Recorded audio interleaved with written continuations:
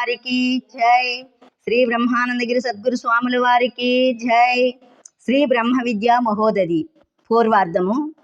ఈ గ్రంథ రచయిత శ్రీమత్ పరమహంస పరివ్రాజకాచార్యవర్య జగద్గురు శ్రీ బ్రహ్మానందగిరి స్వాముల వారు నిన్నటి రోజున మనకేం చెప్పారంటే, వాసన నివృత్తి ఎలా అవుతుంది అంటే ముముక్షువులతోటి సాంగత్యం జరపడం వలన, అలాగే బాహ్య విషయములు యందు ఇంద్రియాలని పోనేకోకుండా అంతర విషయమునందే ఆత్మతత్వాన్ని రమించాలని, అలాగ దాని యందు భక్తి శ్రద్ధలతో ఉన్నటువంటి మహాత్ముల్ని సేవించినప్పుడు ఈ మలిన వాసనలు నివృత్తి అయి మోక్షం కలుగుతుందని చెప్పారు.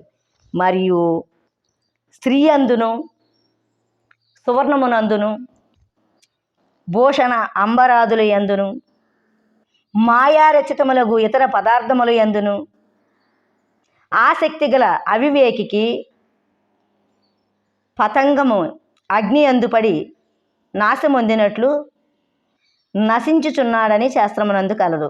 అంటే నిన్న వాసన నివృత్తి గురించి సగమే చెప్పుకున్నాం కాబట్టి ఇప్పుడు ఏం చెప్తున్నాడంటే, బాహ్య విషయాల యందు మనసు పోనివ్వకోకుండా ఎలాగా ఉండాలో అలాగే స్త్రీ యందును కానీ, అలాగే బంగారం యొక్క ఆభరణాల యందును కానీ, మాయారచితములకు ఇతర పదార్థముల యందును కానీ, అలాగే ఆసక్తి గల అవివేకికి, అంటే వాటి యందు ఆసక్తి ఉంటే గనక ఆ అవివేకి ఎలా అయిపోతాడంటే, పతంగి అంటే మిడత ఏం చేస్తుంది, దీపం చుట్టూ తిరిగి అందులో పడి చచ్చిపోద్ది అనమాట. అలాగా ఈ లోక విషయములనే అగ్నిలో పడి తను మాడి మసి అయిపోతాడు. అందువల్ల ఈ బాహ్య విషయముల యందు చోరనీయకోకుండా, ఈ స్త్రీ ఆభరణాదుల యందు సువర్ణమునందు ఎలాంటి భ్రాంతి కలుపుకోకుండా ఆ ముముక్షువునందే మనసు లయించినట్లుగా ఉండాలని చెప్తున్నాడు. అయితే ఇలా ఉన్నదని, ఇలా లోక విషయాల యందు పడినటువంటి మనిషి ఈ మిడతలా కాలిపోతాడని శాస్త్రమునని చెప్పారు. కనుక ఆ మలిన వాసనలకు విరోధులైన శుభవాసనలు, మలిన వాసనకి విరోధులంట శుభవాసనలు. అంతే కదా, మంచి అంటే చెడు లేదు, అక్కడ ఉండదు అసలు. ఇప్పుడు మంచి చెప్తామంటే చెడు గురించి ఆలోచించినవాడు అది వింటాడా? ఎల్లవా మనం చెప్పావు కానీ మాకు తెలీదా ఏంటంటాడు. అందుకని ఆ మలిన వాసనలకు విరోధం ఏంటి? శుభవాసనలు. అలాగే అంతఃకరణమున ప్రవేశింప చేయవలేను. అంటే ఎప్పుడూ కూడాను చెడు సంకల్పాలు వస్తే దాన్ని విడిచిపెట్టి దీనికి శుభ సంకల్పాన్ని తోడు చేసుకోవాలన్నమాట. ఇంకా ఈ చెడు అనేది దగ్గరికి చేరదు. ఇక మైత్రి, కరుణ, ముదిత, ఉపేక్షను ఈ నాలుగింటిసే శుభవాసనలు కలుగుచున్నవి. మైత్రి అంటే స్నేహం వలన, అది సత్సంగము చేయడం వల్ల. ఇక కరుణ ఇక్కడ చెప్పాడు కలుగుతున్నాయి. అందు సుఖవంతులు ఎందు గల స్నేహము మైత్రి అనబడను. అంటే మంచి వాళ్ళ స్నేహము అది అసలైన స్నేహం, అది సుఖాన్ని ఇస్తుంది. ఇక దుఃఖితులు ఎందు గల దయ, ఎవరు దుఃఖిస్తారు కదా, అయ్యో వాళ్ళు ఇలా బాధపడుతున్నారని కరుణ చూపిస్తారు కదా, అది కరుణ అనబడుతుంది. ఇక పుణ్యాత్ములు ఎందు గల సంతోషం ముదితం అనబడును. ముదితము అంటే సంతోషం అన్నమాట.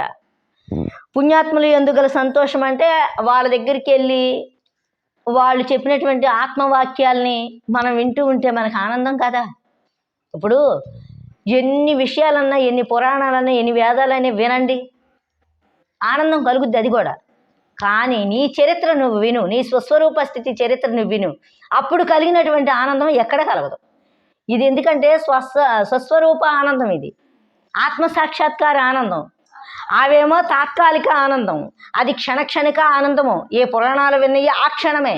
అదే ప్రసూతి వైరాగ్యము, పురాణ వైరాగ్యము అని మూడు వైరాగ్యాలు ఉన్నాయి కదా, అప్పటికప్పుడు వచ్చేవి.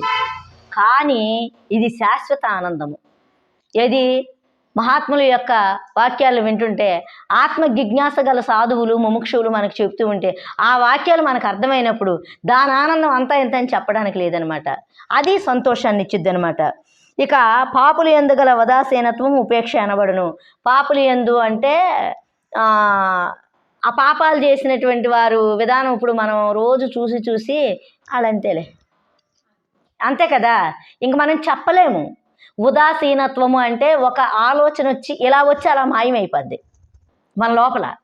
ఎప్పుడైనా గమనించారో లేదో, అయ్యో ఎక్కడికైనా వెళ్ళాలంటే అయ్యో ఇలాగ అనుకున్నానే అని వెంటనే మళ్ళీ అది మర్చిపోతాం. అది ఉదాసీన భావం అనమాట. ఆలయందు కూడా అలాంటి భావాలే ఉంటాయి. అది ఉపేక్ష అనబడును అన్నాడు. ఈ చతుర్విధ భావనలు గల ముముక్షువునకు రాగద్వేషాది మలిన వాసనలు నివృత్తి అయి అంతఃకరణం పరిశుద్ధమగుచున్నది. అలాగా మనం ఎప్పుడైతే అలాంటి మహాత్ములతో అలాంటి సత్సాంగత్యం చేసినప్పుడు దయ, కరుణ, జాలి, ఉపేక్ష ఇవన్నీ సంతోషం కలుగుతాయి కనుక అప్పుడు ఈ మనసులోని మలిన వాసన పోయి శుభవాసనలే వస్తాయి కనుక అప్పుడు ఈ శుభవాసనలకి అంతఃకరణం ఏంటంటే శుభ్రపడుతుంది అనమాట, శుద్ధి అవుతుంది. ఇక ఈ మైత్ర్యాది శుభవాసనలను అభ్యాసంచే సంపాదించు ముముక్షుమునకు సూర్యోదయముచే అంధకారం నివృత్తమగునట్లు మనుల వాసనలన్నీ నివృత్తమవుతున్నవి.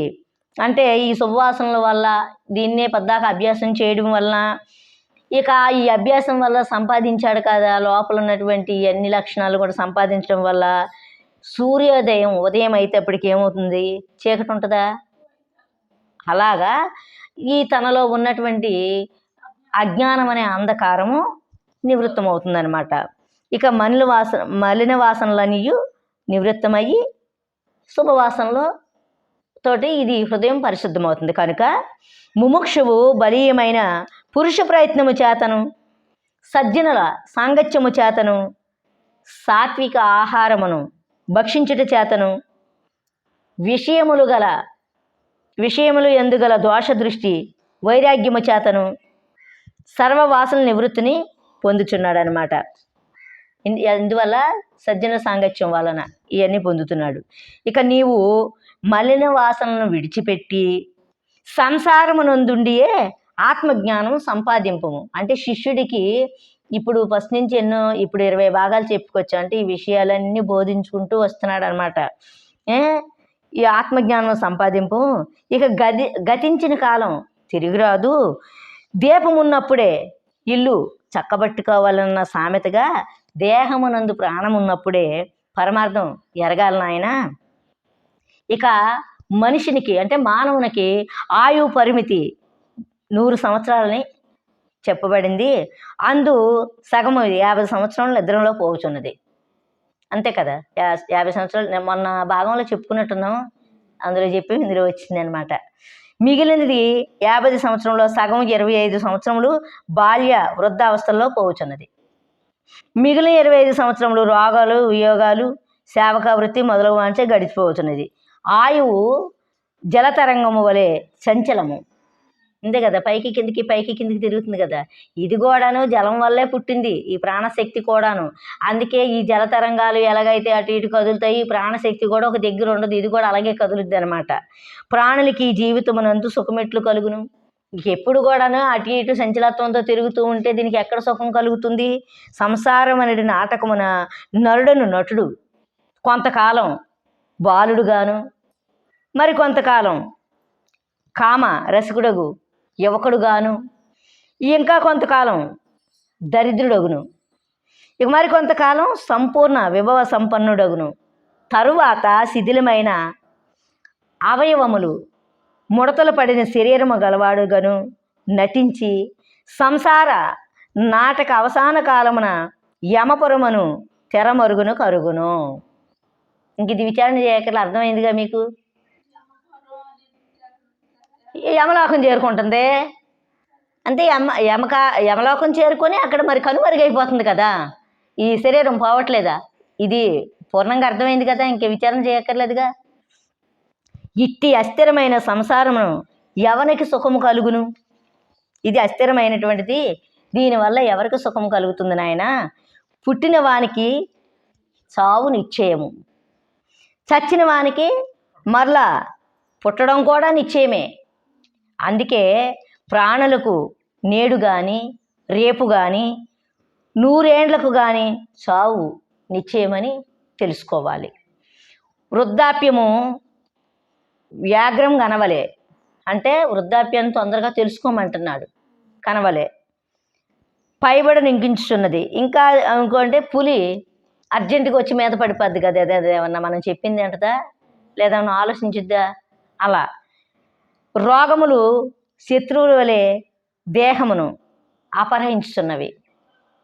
అవును కదా, ఈ రోగాలు ఎన్ని వస్తున్నాయి ఈ దేహానికి? ఏగలు చుట్టుముట్టేసినట్టుగా ఎప్పుడు ఏ రోగం వచ్చి పడిపోతుందో తెలియడం లేదు. ఓటుకుంటలోని నీటి వలె ఆయువు దినము హరించిపోవచ్చున్నది. అంతే కదా, ఇది మన ఆయువు ప్రమాణము కొలతల లెక్క. మనం ఎంత పుణ్యం చేసుకుంటే అంతకాలం నివసిస్తామని దీనికి కొలతలు లెక్కిచ్చాడు. ఇది రోజు బయటికి లోపలికి వెళ్ళిపోయినప్పుడు మనకి రోజుకి 21,600 సార్లు లోపలికి బయటికి తిరుగుతుంటే 7,200 బయటికి ఖర్చు అయిపోతున్నాయి. రోజుకి 7,200 ఖర్చు అయిపోతున్నాయి. 14,400 ఆదా అవుతుంది. అయినప్పటికీ మనము ఈ 7,200లోని స్పీడ్గా మాట్లాడడము, లేకపోతే ఎవరితో దెబ్బలాడడము, ఆవేశంగా తొందరగా శ్వాస తీసినప్పుడు ఇంకొక 1,000-2,000 ఖర్చు అయిపోతాయి. దానివలన ఇంకా ఎక్కువ ఖర్చు అయిపోతుంది. అందుకనే మనిషికి ఓర్పు, సహనము, శాంతి ఉండాలంటారు. ఎందువల్ల? ఈ ఆయువు ఖర్చు అవ్వకోకుండా ఉంటుందని. దానివల్ల కామక్రోధ లోభ మదమాశ్చర్యాల వల్ల ఆయువుకి నష్టం వచ్చుద్ది అనమాట. అందుకని ఏమన్నాడు, ఇది ఓటుకుండలోకి పోసిన నీళ్ళు లాంటిదే, దానికి చిల్లు ఉంటే నిదానం కారిపోద్ది. అలాగే ఇది చిల్లుకుండే, ఎందుకంటే 7,200 బయటకు పోతున్నాయి రోజుకి. ఆదాయం ఎంత అవుతుంది? 14,200. రోజుకి 21,600 సార్లు తిరిగితే ఇది ఇలా పోతుంది అనమాట. అందుకని దీన్ని ఆదా చెయ్యాలంటే జ్ఞానాన్ని ఎరిగినటువంటి వాడు అనవసరంగా మాట్లాడ్డు. ఆ అవసరమైన కాడికి మాట్లాడతాడు, అవసరమైందే చెబుతాడు, అవసరమైందే వింటాడు, అవసరమైందే తెలుసుకుంటాడు. అంతకన్నా ఎక్కువ మాట్లాడు. మరి జ్ఞానం అంటే అదే. అనవసరంగా మాట్లాడితే అంతా ఖర్చు అయిపోతుంది కదా. అందువల్ల దినదినము హరించిపోవచ్చున్నది. ఇట్లును లోకము తప్పుదారిని వేడకుండుట మహా ఆశ్చర్యం మగుచున్నది. ఈ విషయమే ఒక ఉపమానం చెప్తాను వినుము. మూర్ఖ మండోకము కథ.